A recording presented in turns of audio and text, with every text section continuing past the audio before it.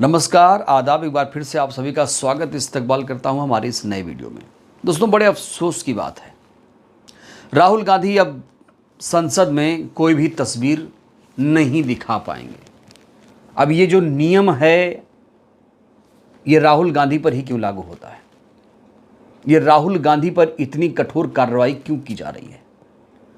आखिर राहुल गांधी पर सारे नियम स्पीकर क्यों थोप दे रहे हैं? बाकी सांसद आतंकवादी कहें, कठमुल्ले कहें, कुछ भी कहें, उसके खिलाफ तो कोई भी कार्रवाई नहीं होती है।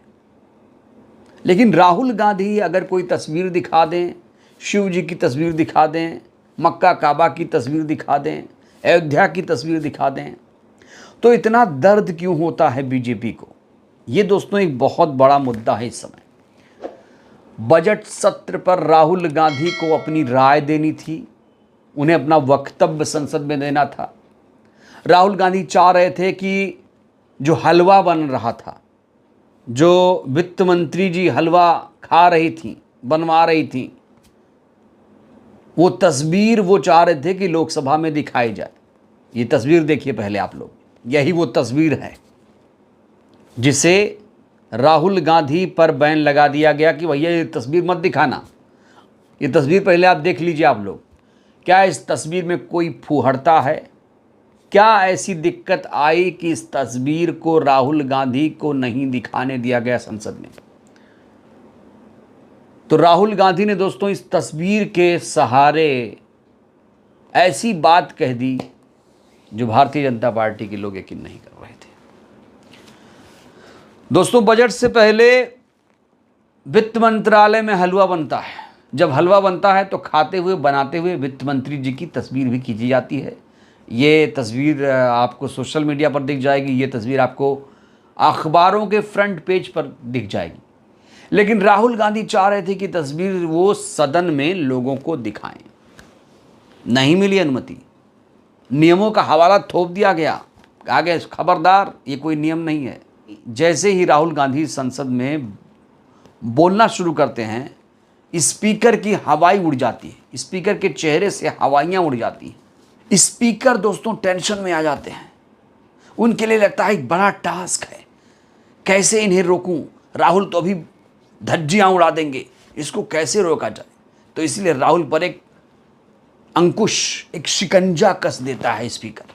आइए दोस्तों, हम आपको वीडियो दिखाते हैं जिसमें राहुल गांधी इस तस्वीर का जिक्र करते हुए बहुत बड़ी बात कह रहे हैं। जरा ये वीडियो देखिए आप लोग। बजट का जो हलवा है सर, ये बट रहा है। और इस फोटो में सर मुझे एक ओबीसी अफसर नहीं दिख रहा, एक आदिवासी अफसर नहीं दिख रहा, एक दलित अफसर नहीं दिख रहा मुझे। ये हो क्या रहा है सर? सर देश का हलवा बट रहा है सर, और इसमें 73% का एक है ही नहीं। सर ये आप लोग हलवा खा रहे हो और बाकी देश को हलवा मिल ही नहीं रहा है। ठीक है सर, 20 अफसरों ने बजट को तैयार किया, हमने पता लगाया है। 20 अफसर, शांत हो जाइए प्लीज सर। 20 अफसरों ने, उनके नाम मेरे पास है, अगर आप नाम चाहते मैं दे दूंगा। 20 अफसरों ने हिंदुस्तान का बजट तैयार किया है। मतलब हिंदुस्तान का जो हलवा है 20 लोगों ने बांटने का काम किया है। अब स्पीकर सर, उन 20 लोगों में से 90% लोगों में से 90% लोगों में से सिर्फ 2 हैं, एक माइनॉरिटी और एक ओबीसी। और इस फोटो में एक भी नहीं है। मतलब फोटो में आपने पीछे कर दिया, वो भी पीछे चल गया। फोटो में तो आने नहीं दिया आपने, कोई नहीं आ सकता। और मैं चाहता था कि बजट में जाति जनगणना की बात उठे, जो पूरा देश चाहता है। 90% हिंदुस्तान जाति, 95% जाति जनगणना चाहता है। कौन चाहते हैं? दलित चाहते हैं, आदिवासी चाहते हैं, पिछड़ा वर्ग चाहता है, गरीब जनरल कास्ट के लोग चाहते हैं, माइनॉरिटी चाहते हैं, सब चाहते हैं। क्योंकि सब लोगों को यह पता लगाना है कि हमारी भागीदारी कितनी है, हमारी हिस्सेदारी कितनी है। मगर सर मैं देख रहा हूं सर, सरकार हलवा बांटती जाती है, और बांटता कौन है? वही 2-3% लोग, और बंटता किसको है? वही 2-3% लोग। इस तस्वीर के सहारे राहुल गांधी ने जातिगत जनगणना का मुद्दा उठाया। दोस्तों, जातिगत जनगणना का मुद्दा क्या है आप जानते हैं? जिसकी जितनी संख्या भारी उसकी उतनी ही हिस्सेदारी। देश के 95% लोग चाहते हैं जातिगत जनगणना हो। पता तो चले कितने लोग मलाई खा रहे हैं, कितने लोग वंचित हैं और कौन लोग मलाई खा रहे हैं और किसका हक मारा जा रहा है, ये पता तो चले। लेकिन बीजेपी सरकार इसे भाग क्यों रही है, इसको लेकर दोस्तों राहुल गांधी सवाल खड़े कर रहे हैं। और बजट से देश में कितनी निराशा है यह आप लोग जानते हैं। राहुल गांधी ने बजट के बहाने SC ST OBC माइनॉरिटीज का मुद्दा उठाया। कहा कि जब तक जातिगत जनगणना नहीं होगी तब तक देश का कल्याण नहीं हो सकता। लेकिन दोस्तों, भारतीय जनता पार्टी जो है वो जातिगत जनगणना से भाग रही है। भारतीय जनता पार्टी की जहां जहां प्रदेशों में सरकारें हैं वो लोग भी जातिगत जनगणना के फेवर में नहीं हैं और सेंटर तो बिल्कुल नहीं है। मोदी सरकार तो बिल्कुल नहीं चाहती है कि जातिगत जनगणना हो।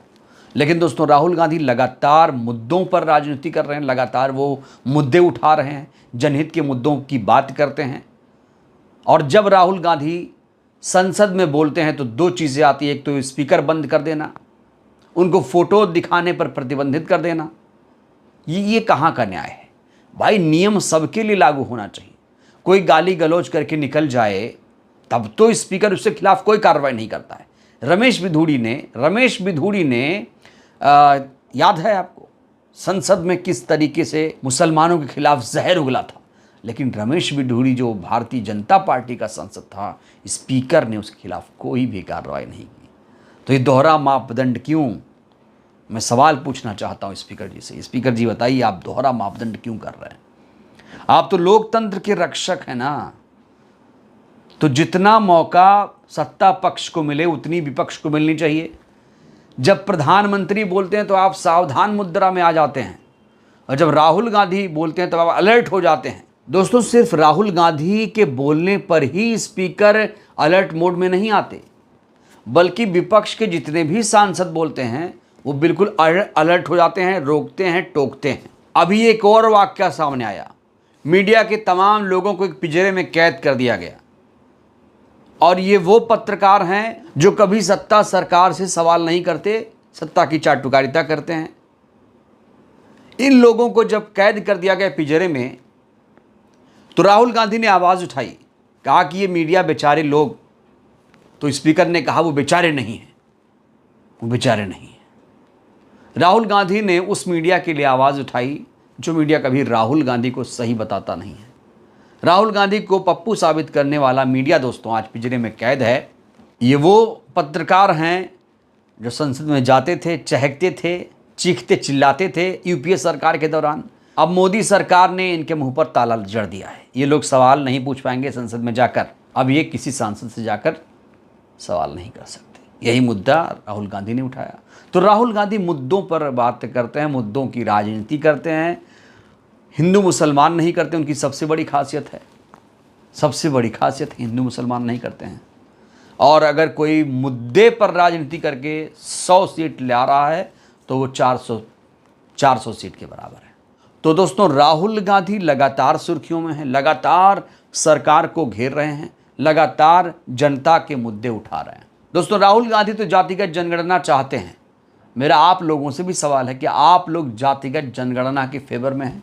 आप लोग भी अपनी प्रतिक्रिया दीजिए। बहुत बहुत धन्यवाद, शुक्रिया।